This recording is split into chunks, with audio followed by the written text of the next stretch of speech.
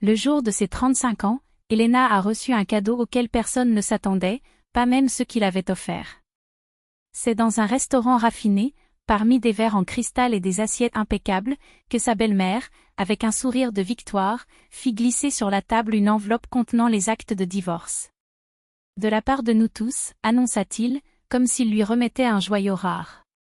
Son mari, Igor, restait silencieux, les yeux baissés. Elena, cependant, se contenta de sourire, signa les papiers sans hésitation et se leva avec une élégance qui fit taire toute la table. Mais il ne savait rien. Il ne savait pas que, pendant qu'il préparait ce coup d'état théâtral, elle avait déjà tracé son propre chemin, un chemin qui commencerait le soir même. Elena n'a jamais aimé les fêtes bruyantes.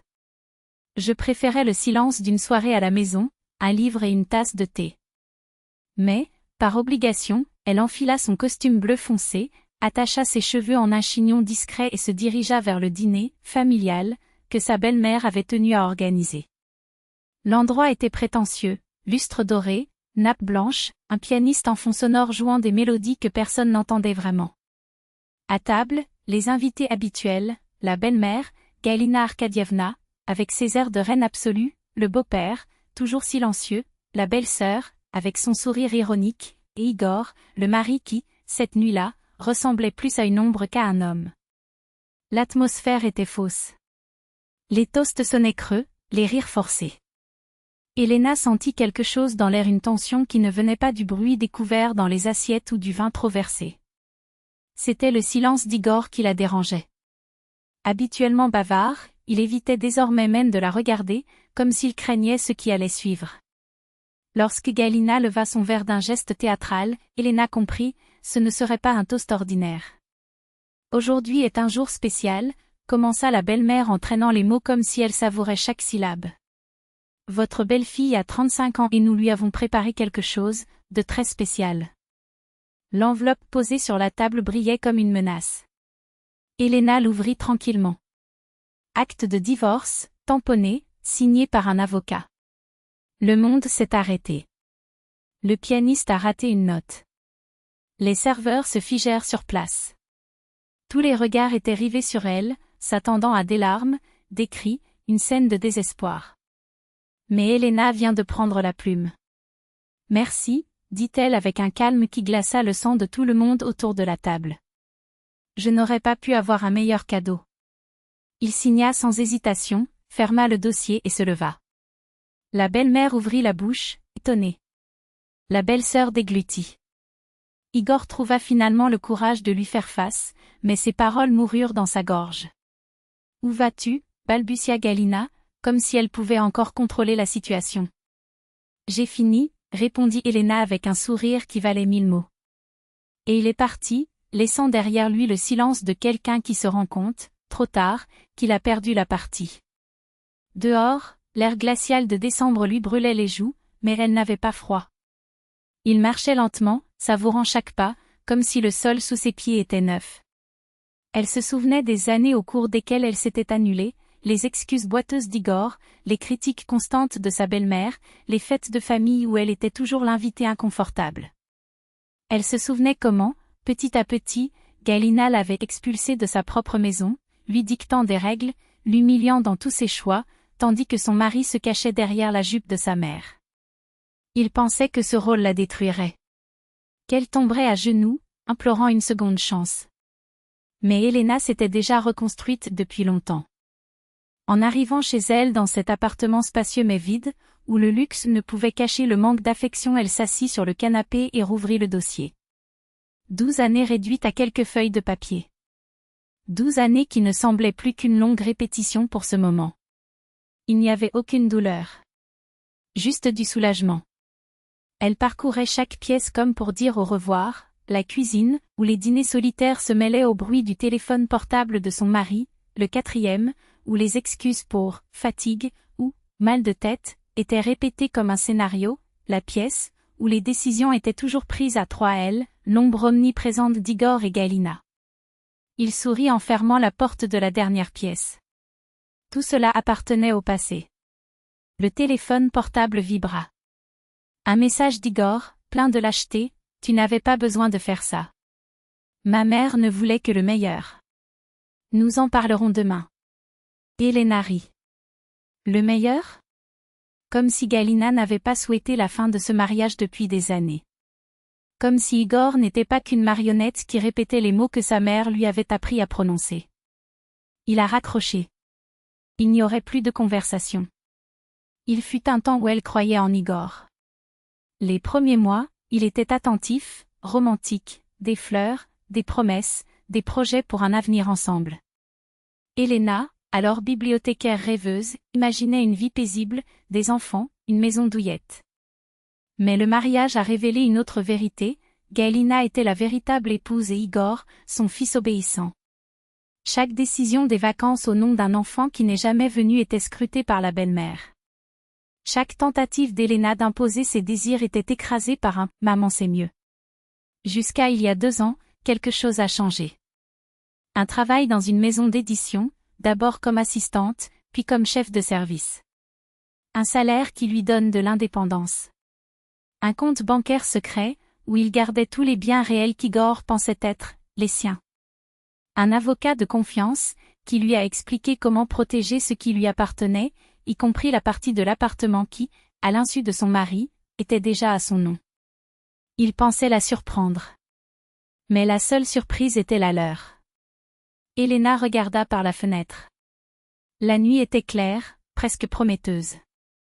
Il inspira profondément, comme si l'air froid nettoyait non seulement ses poumons, mais aussi les derniers vestiges d'une vie qui n'était plus la sienne. Elle sourit intérieurement. Désormais, tout serait différent. Rien ne se passerait sans votre consentement. Et même s'il pensait tout posséder, la réalité était bien différente. Le lendemain, au lieu d'assister à la réunion pour discuter des termes du divorce, Elena s'est rendue directement à la banque. Il transfère ses économies sur un nouveau compte, ouvre un coffre-fort privé où il conserve les documents les plus importants et une somme d'argent liquide. Il a ensuite rencontré son avocat.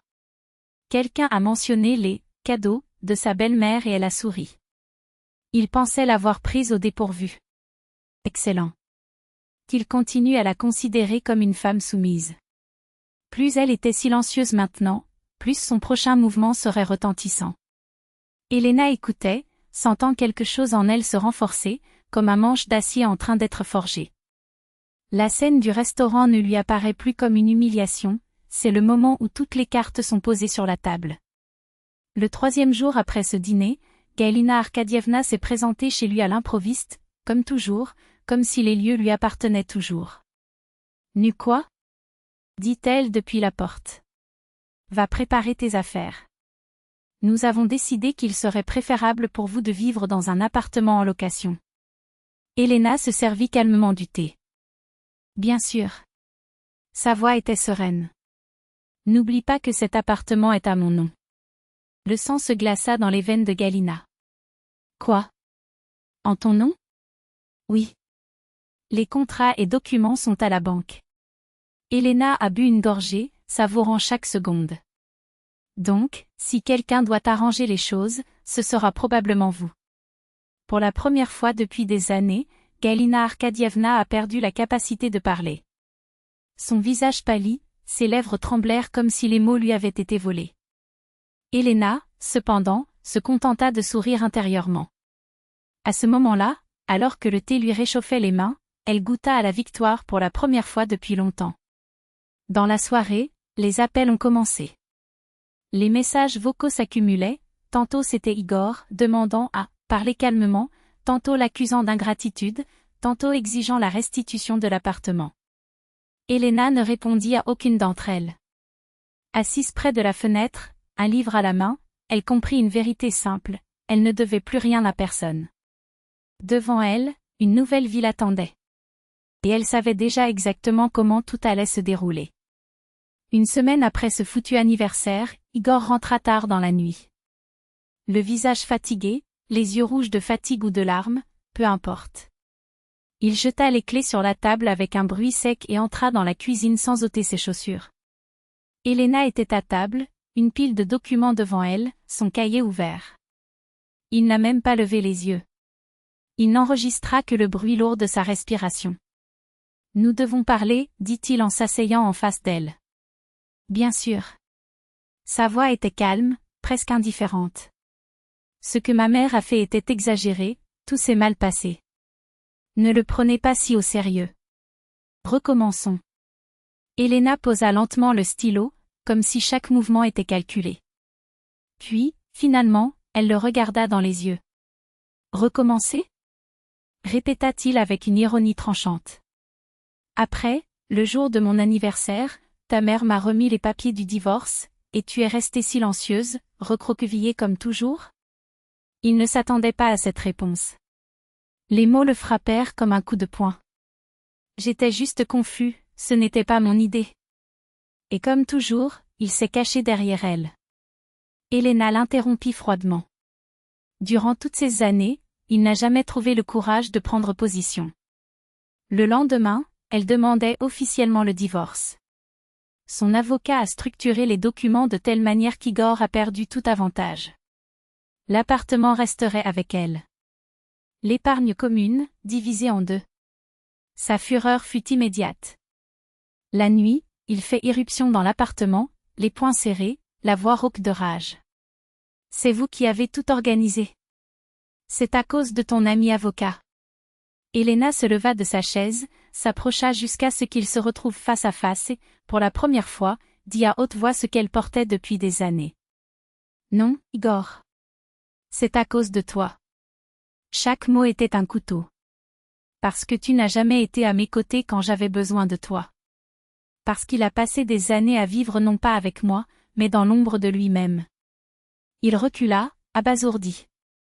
Il l'avait toujours vu docile, malléable. Maintenant, devant lui se tenait une femme qu'il ne reconnaissait pas, ferme, imperturbable, sûre d'elle. Galina Arkadievna n'a pas abandonné si facilement. Il appelait, se présentait sans prévenir, envoyait des messages, vous détruisez votre famille. Pensez à votre avenir. Une femme seule n'a pas sa place dans ce monde. Elena ne répondit plus. Jusqu'au jour où il la rencontra dans le hall de l'immeuble, il lui dit simplement. Merci pour le cadeau. Un doux sourire. Vous m'avez libéré beaucoup plus tôt que je ne l'imaginais. Pour la première fois, Galina Arkadievna hésita. Ses yeux, toujours aussi sûrs, tremblaient désormais d'un véritable doute. Peut-être, après tout, avait-elle sous-estimé sa belle-fille. Un mois après le divorce, Igor est réapparu. Apparence bâclée, cernes profonds sous les yeux, mal rasé. Il ressemblait à un homme brisé. Lena, je comprends tout, commença-t-il d'une voix tremblante. J'étais un idiot. Essayons encore. Ma mère n'interviendra plus, je le promets. Elena le regardait. Et pour la première fois, il ne ressentit aucune douleur. Ni ses paroles ni ses demandes de pardon ne la touchèrent. Tout était fini. Igor, dit-il avec un calme qui le glaça. Je n'ai pas besoin d'un homme qui promet de changer. Il fit une pause. J'ai besoin d'un homme qui est déjà quelqu'un d'autre. Et toi, tu seras toujours le même. Il restait silencieux, comme s'il avait reçu un coup dont il ne pouvait se remettre. Je n'ai pas discuté. Il a simplement baissé la tête et est parti. Au travail, Elena a été promue. Ses collègues ont toujours admiré sa résilience, mais la direction voit désormais sa force. Il prend la direction d'un projet qui, en peu de temps, rapporte à l'éditeur un contrat d'1 million de dollars. Mais le véritable triomphe était en elle, un calme qui n'avait pas existé depuis des années. Elle retrouve ses amis, voyage seule et reprend les cours de peinture qu'elle avait abandonnés dans sa jeunesse. Parfois, le soir, je m'asseyais près de la fenêtre avec une tasse de thé et je pensais, oui, ça fait mal. Mais maintenant, je suis vraiment vivant. Un après-midi, dans un café, il aperçut Galina Arkadievna. La belle-mère était seule, âgée, comme si le poids de ses propres choix l'avait courbée. Elena s'approcha et hocha la tête. Bonjour. Galina Arkadievna murmura presque sans voix. Tu vas bien? Je suis. Elena a souri. Je suis heureux. Pour la première fois depuis des décennies, il n'y avait plus de haine entre eux. Juste la reconnaissance mutuelle que chacun a récolté ce qu'il a semé. Elena sortit dans la rue, respira l'air frais et sourit. La vie a recommencé. Et cette fois, cela n'appartenait qu'à elle.